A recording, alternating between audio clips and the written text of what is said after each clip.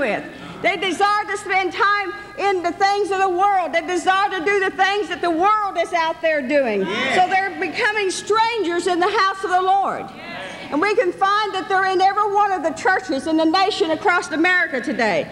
There's some churches that they're nearly all strangers that are in there. Then there's a few churches that's on fire that are holiness of God, but yet the strangers are still going to sneak into there if they get the opportunity to sneak in. That's why we as leaders, you as pastors, you as elders, you as bishops, have got to be aware that the devil will set strangers among you if he can. Amen. Now let's back up. Let's see what these strangers did to the people of God as they came back. Let's go back and paint just a little bit of a picture.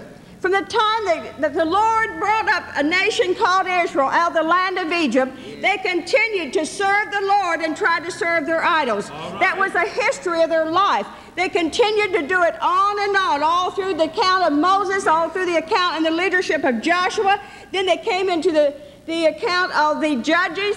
And we find that the judges, as when the judge was for the Lord, the people followed the Lord. But when the judge died, they began to serve their idols again. Then along came the kings of the other nations, and Israel looked upon that and said, hey, we want a king like the other nations of God. They began to lust after what the other people had when the Lord was their king. And we find that those same people then begin to do the same thing again. They would serve the Lord as long as the king led them that way. But we find that for the most part, the land of Israel was led by evil kings who caused them to serve idolatry. So we find that at this time, there came a time that the prophets began to speak forth concerning the things that was going on. And I want you to turn to Jeremiah, and we're going to look at his prophecy just a little bit before we go on. And in the 3rd chapter of Jeremiah, I'm going to basically paraphrase what it says.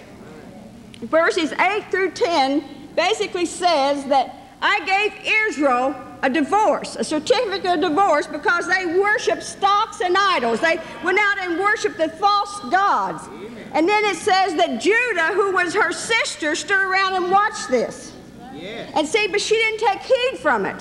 She didn't take a warning that that was against the principles and the teachings of the Almighty God. And she began to do the same thing. Amen. See, and we find out, let's read what it says here. Verse 8, it says, and I saw when for all the causes whereby backsliding Israel committed adultery, I had put her away and given her a bill of divorce. Yet her treacherous sister Judah feared not, but went and played the harlot also.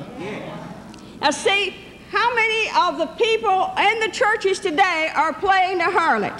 They are worshiping stocks. They are worshiping idols. No, they don't have a stock out here. They don't have a golden calf out here. But they've got things in their lives. They've got things that they put before the Almighty God. Anything you put before the study of this Word, anything you put before the spending time in the house of the Lord becomes an idol in your life. You put jobs there. You put money there. You put vacations there. You put luxury there. You put things. You put television sets there. You put many times books there. All these things cause you to become strangers in the house of the Lord.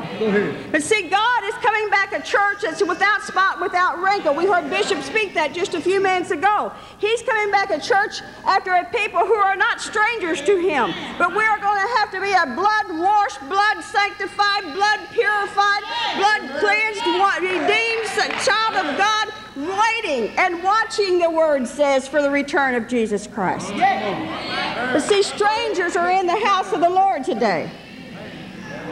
So God had to give a divorce, a certificate of divorce to Israel. And Israel was cast out.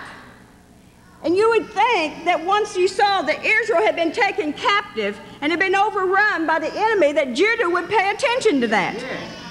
But see, we think today that people would recognize that this one or that one is overtaken by the power of sin and they're devoured by the enemy. You'd think the church would take notice of that today. But no, we still think we can serve God on Sunday and worship our idols on Monday through Saturday. And that's exactly what we're doing. We have strangers in the house of the Lord today. Now let's turn back and let's look at Ezra again. Going back to the first verse, what was happening to Ezra here? And the account of Ezra here. Now we have the remnant of the Jews that have come back. They have been given proclamation by Cyrus the king to go back and begin to build up the temple of the Lord. Yes. 70 years they have been in captivity. We know that even while they were in captivity, there was false prophets going around saying, you're not going to have to stay here long. You're going to soon return. This is going to end. Prophets